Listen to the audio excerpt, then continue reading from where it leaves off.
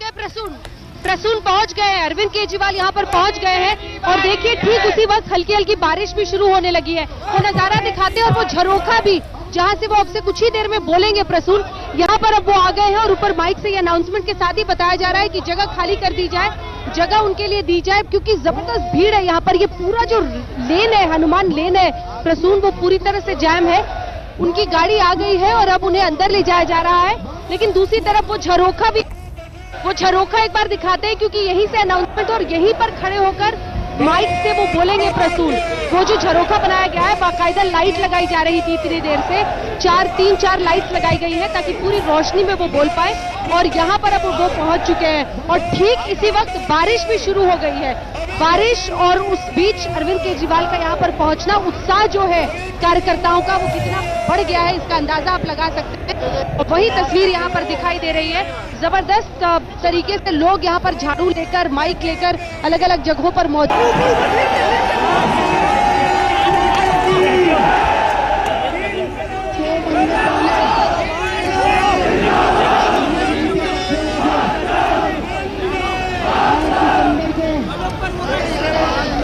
दिल्ली विधानसभा चुनाव के नतीजे घोषणा हुए थे तब हम लोग यहीं पे इकट्ठे हुए थे। अरे भाई कैमरा बचा लो ना, कोई नहीं भीग जाएंगे तो कुछ नहीं यार। दिल्ली विधानसभा चुनाव के नतीजे कैमरा बचा लो, हैंडल नीचे कर ले।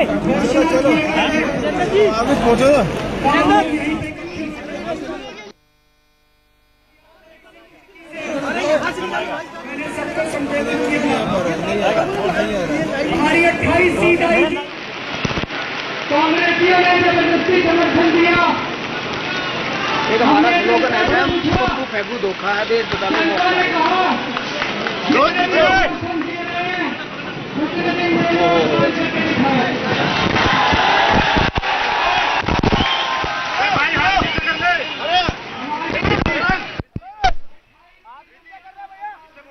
कितने दिन देने और काम करके दिखाओ।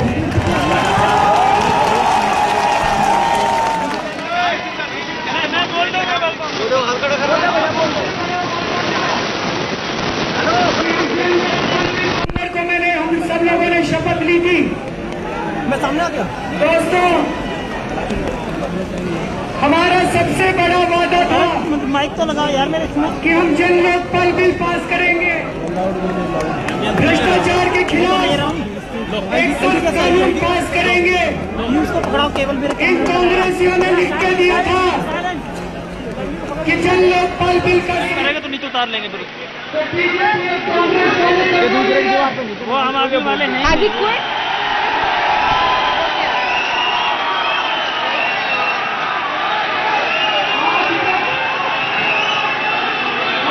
भारत के इतिहास में कभी ऐसा नहीं हुआ। सबको ये तो पता है कि हाँ आज तक भारत के इतिहास में कभी ऐसा नहीं हुआ। पीछे हो जाए। सबको ये तो पता है भारत के इतिहास। Can you repeat please?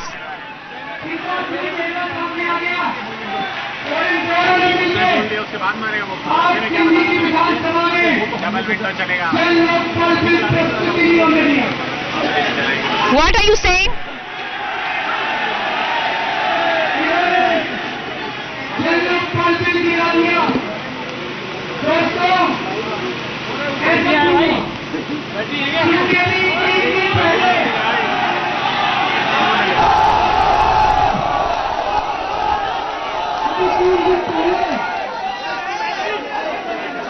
हम लोगों ने मुकेश अंबानी के खिलाफ एफआईआर दर्ज की है।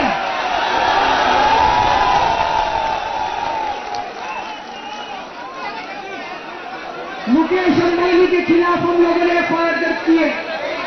मुकेश अंबानी जो शख्स है जो इस देश की सरकार चलाता है, मुकेश अंबानी कहता है, मुकेश अंबानी ने कहा है कि कांग्रेस मेरी दुकान है, मैं जब चाहूं कांग्रेस में जाकर जो मर्जी खरीद सकता हूं।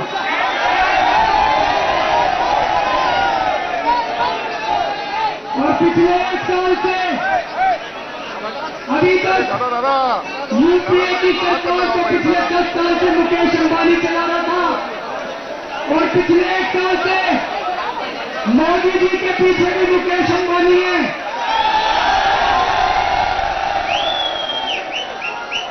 मोदी जी के पास इतना पैसा कहां से आता है? मोदी जी हेलीकॉप्टर लेकर घूमते हैं, इतनी बड़ी बड़ी रैलियों का पैसा कहां से आता है? लोग बताते हैं कि मुकेश अंबानी इसके पीछे। तो दोस्तों, जैसे हमने मुकेश अंबानी पे हाथ रखा, ये बीजेपी और कांग्रेस वाले दोनों इकट्ठे हो गए। और इन दोनों ने मिलकर आज जरूरत पर भी पेश नहीं होने दिया। इनको ये लगा कि ये केजरीवाल के पास अभी तो एक छोटी सी एंटी करप्शन ब्रांच है, उसी से इसने नाक में दम कर खाए। अगर नोट पॉलिसी आ गया, अगर जरूरत पॉलिसी आ गया, तो इनमें से आधे से ज्यादा जेल चले जाएंगे। इसलिए इन दोनों पार्टियों ने मिलकर आज जन लोकपाल बिल गिरा दिया। इनको यह डर था कि अगर ये सरकार चलती रही तो अभी तो मुकेश अंबानी और वीरप्पा मोइली को पकड़ा है, 16 दिन में शरद पवार की बीमारी आ सकती है, 16 दिन में शायद कमलनाथ की बीमारी आ जाए। इसीलिए कुछ भी हो जाए, इस केजरीवाल को निकालो। दोस्तों, मैं बहुत छोटा आदमी हूं, मेरी कोई औकात नहीं है, मैं आप में से एक आदमी हूं। यहाँ पर गद्दी के लिए नहीं आया, कुर्सी के लिए नहीं आया। आज अगर तो आज हमारी सरकार इस्तीफा देती है।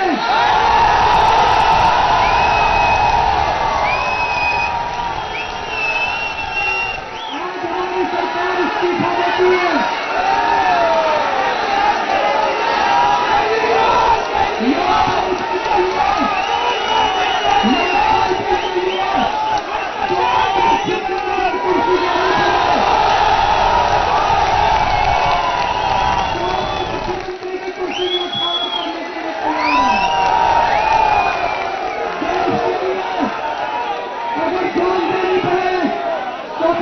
सौभाग्यशाली समझूंगा।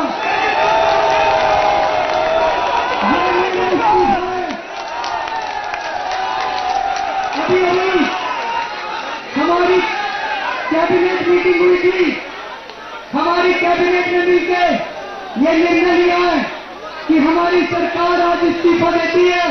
ये हमारा इस्तीफा है।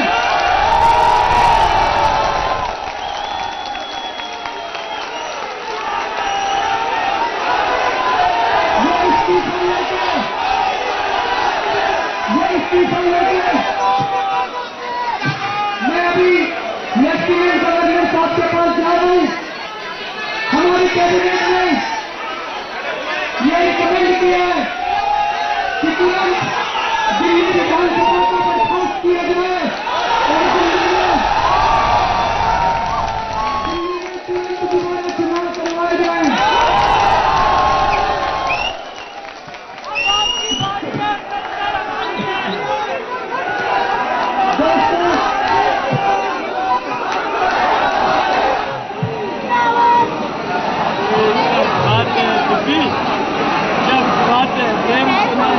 असाइनमेंट का नंबर मिलाओ।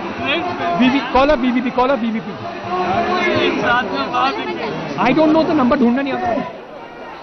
हमारे साथ के साथ मंत्री हमने 28 दिसंबर को और उसके बाद से हमारे सरकार बनाई थी। कंपनियों को ऑडिट करवाने के ऑर्डर करे, दिल्ली में भ्रष्टाचार कम करा। हमने पूरी साफ नीयत से ईमानदारी से काम करने की कोशिश करी। हो सकता है इनसे गलतियां हुई हो,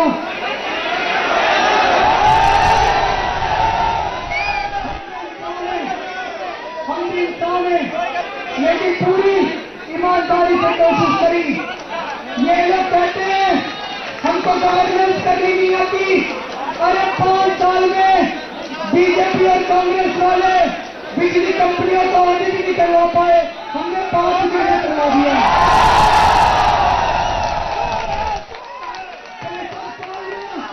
ये बीजेपी और कांग्रेस वाले मिलके भ्रष्टाचार कम नहीं कर पाए, हमारे 40 में भ्रष्टाचार कम कर दिया।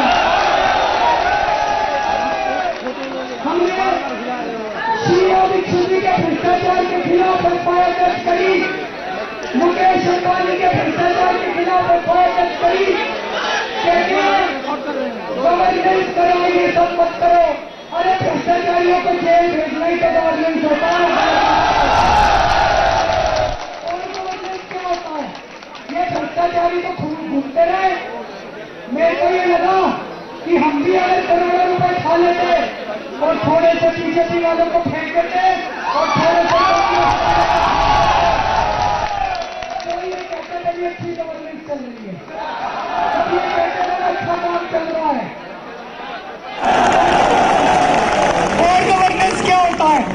ये भ्रष्टाचारी तो घूमते रहे। मेरे को ये लगा कि हम भी अगर करोड़ों रुपए खा लेते और थोड़े से बीजेपी वालों को फेंक देते और थोड़े से कांग्रेस, तो ये कहते बड़ी अच्छी गवर्नेंस चल रही है, तब ये कहते बड़ा अच्छा काम चल रहा है। दोस्तों, कल जो कुछ संसद के अंदर और विधानसभा के अंदर हुआ, उससे मन खट्टा हो गया बहुत ज्यादा।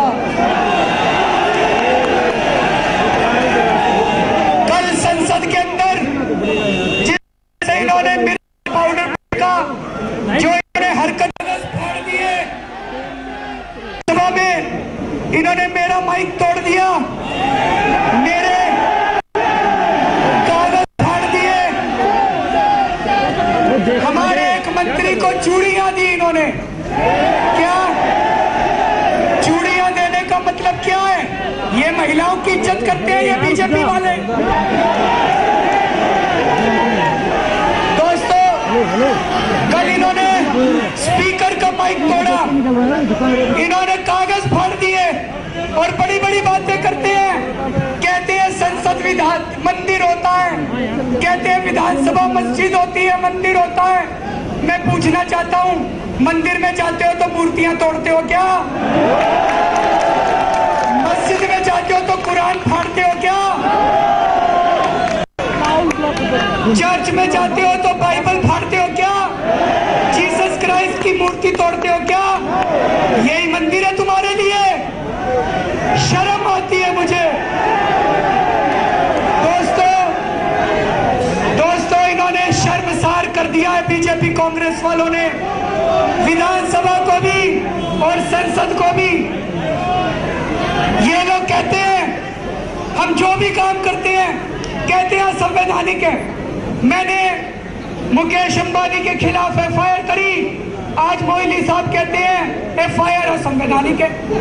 हमने कहा भ्रष्टाचार दूर करो तो कहते हैं केजरीवाल असंवैधानिक बात करता है।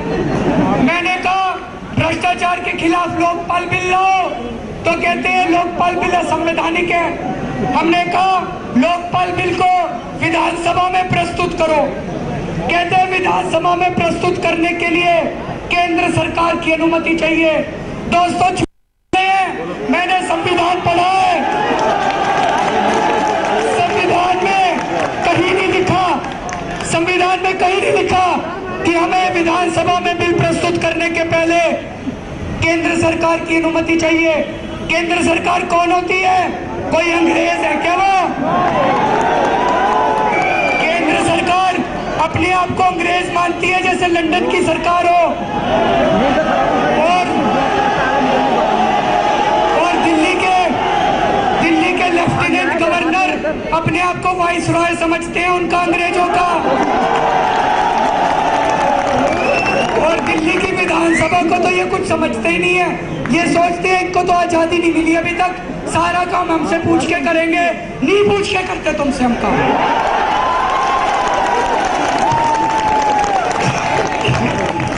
हम नहीं सरकार की। हम संविधान की बात मानेंगे। संविधान बाबा साहब अम्बेडकर ने पास किया था। हम संविधान की बात मानेंगे। संविधान के लिए मैं जान कुर्बान करने के लिए तैयार हूँ। संविधान के लिए मुख्यमंत्री का त्याग देंगे। ऐसे संवैधानिक है, झूठ बोलते हैं ये लोग, भ्रष्टाचार करना चाहते हैं। ये बीजेपी कांग्रेस वाले मिल गए हैं।